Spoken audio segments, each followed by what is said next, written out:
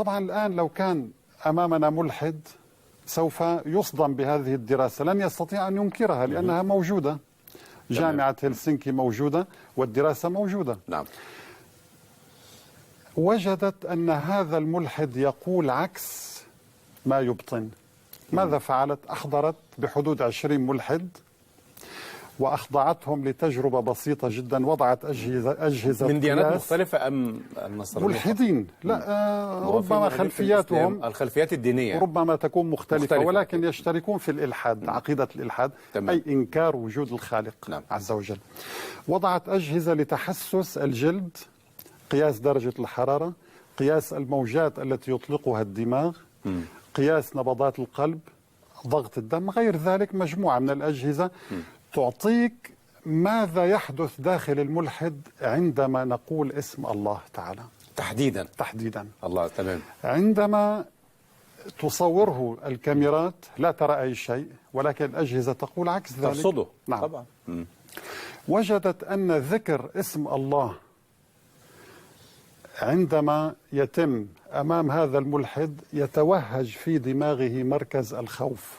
لا إله إلا الله. هناك مراكز في الدماغ خاصة بالكذب، مركز للرؤية، مركز للسمع، معروف يعني. تمام. تركيب الدماغ.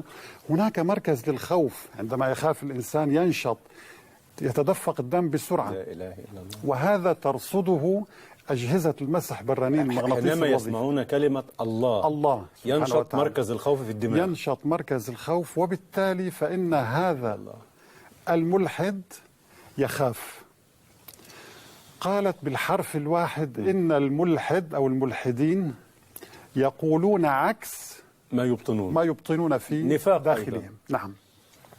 وقالت أظهرت نتائج البحث والتجربة أن هذا الملحد عندما يذكر أمامه اسم الله، وبخاصة عندما نقول له إذا كان الله موجود ادعو على نفسك مثلا أن يهلك الله أباك أو أخاك أو ابنك مثلا، فكان يتوهج بشدة مركز الخوف أو ينشط. فقالت المؤمن الملحد في قرارة نفسه يؤمن بالله ولكنه ظاهريا يجحد وجود الله. الله عز وجل قبل 14 قرنا ماذا قال؟ وجحدوا بها واستيقنتها أنفسهم. الله. صور لنا سبحانه وتعالى أحسنت. الحقيقة النفس البشرية. نعم. هذا ليس بمقدور محمد صلى الله عليه وسلم أن يصور لنا أعماق هذا الإنسان الذي ينكر وجود الخالق سبحانه وتعالى. وجحدوا بها واستيقنتها